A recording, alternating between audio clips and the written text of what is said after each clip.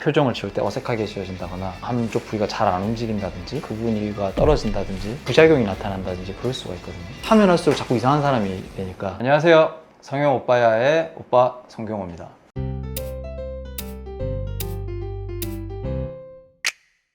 원장님도 관리를 좀 받으세요? 원래는 안 했었거든요. 저는 사실 엄살이 엄청 많아가지고 주사 맞는 거 진짜 무서워하거든요. 우리 직원들 다 알아요. 그런데 이제 어느 순간부터 너무 눈에 보이는 것들이 있어가지고 작년부터 시작했나? 스킨 보톡스 같은 거 조금씩 맞기 시작했고 스킨 부스터 이런 걸 한 번씩 맞아요.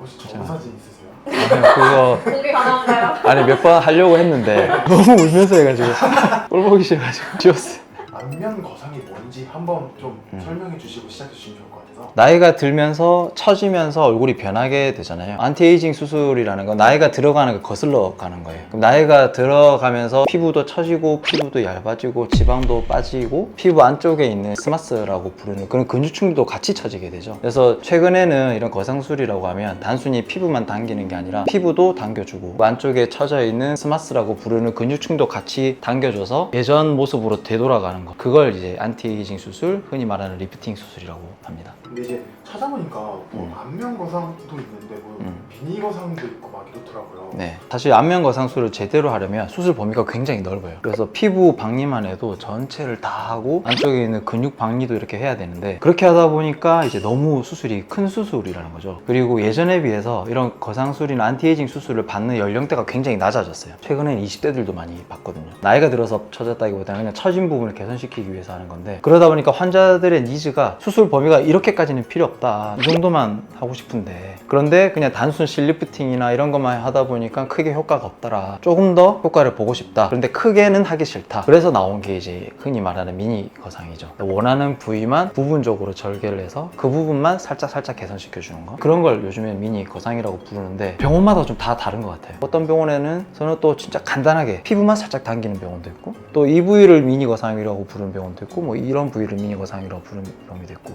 그래서 통틀어서 이제 전체 풀거상보다는 범위가 굉장히 좁고 목표로 하는 타겟도 좁은 걸 미니 거상이라고 요즘 많이들 합니다. 근데 그 중간 정도도 사실 좀 필요하거든요. 단순히 미니 거상으로 했다가 크게 너무 효과가 없는 것 같고, 그렇다고 풀 거상 하기에는 또 너무 일이 크고 그렇게까지는 할 필요도 없고, 그래서 저는 그 중간 정도 되는 거상도 하나 하고 있긴 해요. 일반적으로 풀 거상 같은 경우에는 전체를 다 절개하기 때문에 중안면이랑 목도 같이 당겨줘요. 그런데 미니 거상 같은 경우에는 부분 하는 거다 보니까 딱 그 부위에 특화돼 있는 거고, 아까 제가 말한 그 중간 정도, 저희 병원에서는 그냥 스마스 거상 이렇게 부르는데, 그 부위는 이제 절개가 중간 정도 돼요. 마리오네 주름이랑 턱 라인 위주로 해서 목도 살짝만 당겨주는 그 정도를 해서 이제 중간 정도 스마스 거상이라고 불러서, 그럼 절개 범위도 중간 정도 된다고 생각하시면 돼요. 사실 또 안면 거상 치면 제일 많이 나오는 게 또 부작용. 맞아요. 네. 안면마비가 올 수 있다. 얼굴뿐만 아니라 모든 수술을 할 때 중요한 신경이 크게 두 가지가 있거든요. 감각신경이 있고 운동신경이 있어요. 감각신경은 말 그대로 내가 느끼는 거, 운동신경은 신경 신호가 와서 움직이게 만들어주는 거. 감각신경은 흔히 수술할 때 다칠 수밖에 없어요. 대신 얘들은 회복도 잘해요. 그래서 감각신경은 사실 크게 걱정 안 하셔도 되고, 중요한 건 이제 운동신경. 운동신경은 대체하는 신경이 잘 없어요. 감각신경은 대체하는 신경도 많고 재생도 잘 되는데 운동신경은 그렇지 않거든요. 그래서 흔히 안면 거상을 하고 나서 걱정된다는 신경은 대부분 운동신경이에요. 특히나 그 운동신경이 지나가는 위치가 스마스 밑에를 지나가는 경우가 많아요. 또 굉장히 좀 위태위태하게 지나가요. 그래서 스마스 박리에 대한 경험이 좀 적거나 그럴 때는 이런 신경이 다칠 수가 있죠. 그러면 이제 표정을 지을 때 어색하게 지어진다거나 한쪽 부위가 잘 안 움직인다든지 그런 부분들이 생길 수 있는데, 최근에는 그런 부분에 대한 연구가 정말 많이 이루어지고 학회라든지 이런 데서 발표도 정말 많이 하고 하기 때문에 예전보다 엄청 적은 걸로 알고 있어요.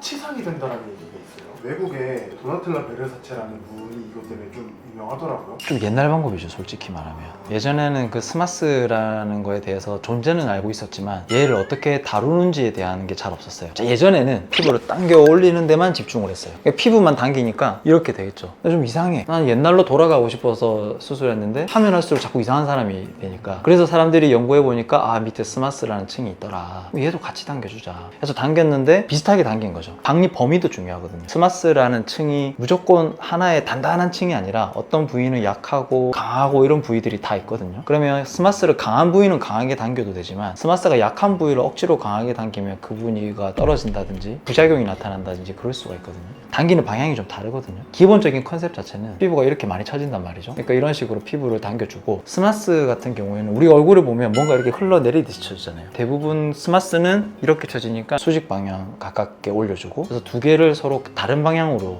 당겨주는 거죠. 그런 식으로 하고 나서부터는 넙지상은 사실 요즘에는 그렇게 많진 않아요. 연재도 거상 받으실 거예요? 저는 아까 말씀드렸지만 제가 무서운 게 너무 많아가지고 이게 절대 하기 싫거든요. 그런데 요즘에는 생각들이 약간씩 바뀌고 있긴 해요. 나중에 내가 이것 때문에 너무 스트레스 받는다고 하면 어느 정도 범위 내에서는 고민할 것 같긴 해요.